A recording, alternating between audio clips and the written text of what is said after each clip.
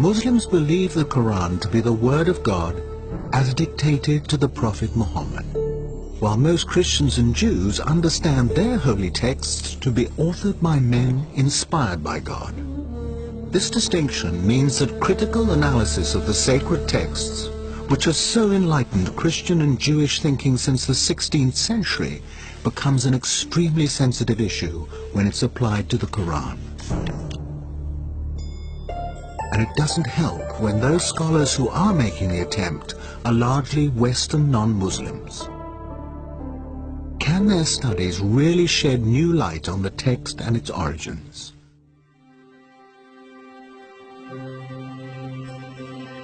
In 1972, during the restoration of the great mosque of Sanna'a, capital of North Yemen, workers discovered a mash of old parchments in the loft between the inner and outer roofs. The entire load was stuffed into some 20 potato sacks, where it might have remained were it not for the arrival 7 years later of Dr. Geert Puin, a German scholar and Quranic expert. Puin immediately grasped the significance of the find. Working with a team of local assistants, he carefully prized the layers apart and fired off thousands of photographs. 4 fragments immediately caught Puin's attention.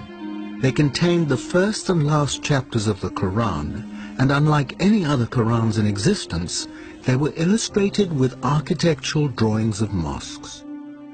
A vital clue to their origin. Man kann eben diesen Koran, because of its drawings, because of the art historical context, you can date this Quran very precisely to the time of Al-Walid. sehr genau datieren auf die Zeit von Al-Walid. This is the reign between 705 and 715. 5 und 715. The oldest datable Quran in the world, created some 70 years after the death of the Prophet. From the potato sacks, Puin identified fragments from nearly 1,000 different Qurans. Comparisons between them and the standard Cairo text in use today are startling. These early texts are written in a kind of shorthand with no vowel markings or distinguishing dots, which means that individual words can have up to 30 different meanings. Es ist tatsächlich so, dass man durch die schiere Existenz The sheer existence of so many different possible readings would suggest that this text wasn't passed down word for word. Der Text eben nicht wortwörtlich überliefert. The text isn't as stable as it seems in the Cairo version. In der Fassung von Kairo erscheint. There was another important discovery amongst the Sanna'a fragments. The application of simple forensic techniques revealed earlier texts that had been washed off and overwritten.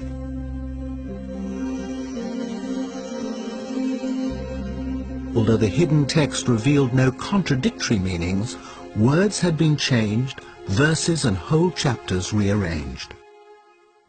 If his researches are correct, particularly on dating, it suggests, in fact, that the Quran was not a single product, a single entity that was fixed by 650, but actually developed much, much later, hence the overlaying of texts of written materials. None of this phases Islamic scholars, past and present. They are adamant that the integrity of the text has been preserved through a strong oral tradition, and if differences occur in earlier written versions, they say these are due to regional and colloquial variations of the same words and phrases. We accept that there is a diversity from the very beginning on very marginal things. It's not changing first the central message of the Quran, the pillars of our faith. In 2001, another German study caused such outrage that all mention of it was banned in some Islamic countries. A book appeared written by an expert in early Semitic languages. It was so controversial that the author published under a pseudonym and will only speak on condition that his identity remains concealed. So gesehen ist es unbedingt erforderlich, den Koran neu zu lesen. In order to understand it correctly, we need a fundamentally new interpretation and reading of the Quran. Dr. Marcus Gross helped to translate the book from its original German into English and is willing openly to express the author's views. Es wurde schon gesagt, 20%, ich würde sagen 25%. About a quarter or a fifth of the Quran contains unintelligible words or words which don't make real sense. That number can be vastly reduced with the knowledge of Syriac to, let's say, 5%.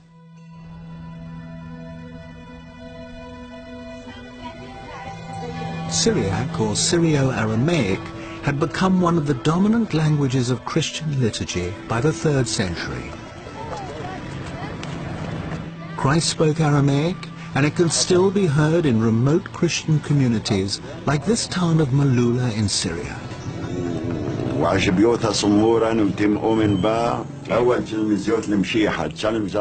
But at the time of Muhammad, Syrio-Aramaic was the major written and cultural language of the whole region. Written Arabic was in its infancy. Wir haben bis zum Koran einige Inschriften. There are pre-Islamic inscriptions in Arabic, very short texts, but the first real book written in Arabic is the Quran. But you're saying the Quran is written in 2 languages. Ja, ich würde sagen, es gibt ja kaum eine Kultursprache. In many areas in the world, languages mix constantly, all the time. Denn to make it understandable to a speaker of English, you have to go back about 1,000 years. Imagine the Anglo-Saxon peasant talking to his master, who was a Norman and spoke a mixed language of French and an Anglo-Saxon. And you could only understand that mixed language with a knowledge of both. Muslim scholars of the past had the confidence to acknowledge foreign words in the Quran. In the 10th century, Al-Tabari, one of the most respected commentators, identified Hebrew, Latin, Greek, Persian, Abyssinian and Syriac words. The difference, though, is that Luxembourg is claiming new meanings that have never been suggested before. How can one German professor challenge the collective judgment of more than 1 billion people, and on what basis? What method does he use? Ich bin natürlich bemüht, zunächst einmal eine arabische Lesung und eine arabische. Whenever I try to find a solution for an unclear passage, the first step is to try to find an overlooked meaning of an Arabic word which is not used today, but which can be found in old dictionaries, something that the commentators didn't consider. Only if that is not possible, I take into consideration the meaning of the root, of the corresponding root in Syriac, or a possible misreading. Misreading in this case means that undotted text was dotted wrongly. Then there's also the possibility that a Syriac letter was by mistake written within an Arabic text. Using these methods, Luxembourg examined some of the most obscure passages of the Quran.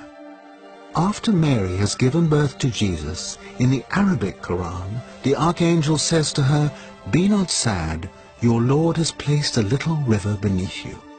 In Luxembourg's version, "Be not sad, your Lord has made your delivery legitimate." And there are other highly contentious examples. God's command to a skeptic in Arabic, "Look at your food and drink, look at your ass," becomes "Look at your condition and look at your overall state." At the end of the world, the earth steps forward in Arabic. In Syriac, the earth splits open. Plausible to some, but do any of these changes affect the central precepts of Islam? Or is Luxembourg just adding a little poetic color here and there? Was soziale Gepflogenheiten angeht, wie zum Beispiel... It's certainly not key precepts like the existence of God or afterlife, which is challenged by my interpretation, but many everyday customs. One example is the veil.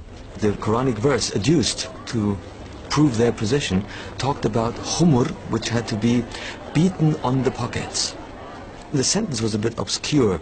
It's usually rendered that it means cover your head and your cleavage. And if you have a look at the chador, the veil in Iran, for example, that's exactly what is covered. Aramäisch Gmar, dann verstehe ich ein Gürtel. But with my Syriac interpretation of the verse, my translation is, put your belt around your hips. And the belt was a sign of chastity, also especially used by monks. So that makes it much more meaningful. But Luxemburg's interpretation of paradise causes the greatest offense. In the Iranian city of Isfahan, there's a 17th century palace built to represent the gates of heaven. The cool greens of the gardens beyond express the longings of a desert people and are beautifully described in the Quran, along with flowing fountains and the favors of huris, usually understood as wide-eyed virgins. One commentary, but not the Quran, even specifies numbers, 72 for each righteous man. But that doesn't sit well with 7 verses of the Quran that promise the righteous eternal contentment with their wives. Luxemburg believes he has resolved this contradiction. Mit weiß großäugigen Huris verheiraten. There is one passage in the Quran dealing with the huris, in which it says, وَزَوَجْنَاهُمْ بِحُورَ عِينٍ. We have paired them with dark, wide-eyed maidens. That is the traditional understanding of this verse. If you put the dots on the undotted text a little bit differently, what comes out is, we will make you comfortable under white, crystal clear grapes. For the suicide bomber, then, not the prospect of 72 virgins in paradise, but in Luxemburg's interpretation, a modest bunch of grapes. German study, as far as I'm concerned, is very Christian-centric. It's influenced by the way Bible has been researched and put together. Bible and the Quran are not the same. It is the connection Luxemburg makes with Christian symbolism that is highly inflammatory to many, but a persuasive argument to others. This 5th century fresco in an Egyptian monastery depicts the archangels receiving souls in paradise. Each archangel holds a grape in one hand, and in the other cradles the departed souls, who are refreshed with bunches of grapes. The grape motif is repeated in the vestments of the priests of the Syrian Orthodox Church, all relating back to Christ's promise to his disciples at the Last Supper that he will not drink again of the fruit of the vine until he is reunited with them in his Father's kingdom. If foreign words were in the Arabic dictionary at the time of the Prophet, surely they had evolved into an Arabic meaning. So that particular word, even if it is Syriac, must be understood in the way the Arabs understood them. Not as grapes, but as hur, partners in heaven. I think we all understand that it's symbolic, that we have to go beyond the images and the way we look at the paradise, for example. You know, we are not asked to think of this on, you know, in a literal way. This is what is. We don't know. It's just for us a description of what is going to be beautiful beyond your imagination. Although Luxemburg's work has been called into question by leading academics and is controversial by its very nature, he believes it opens a door, encouraging linguists, archaeologists and historians to use modern tools to throw further light on the text and its context.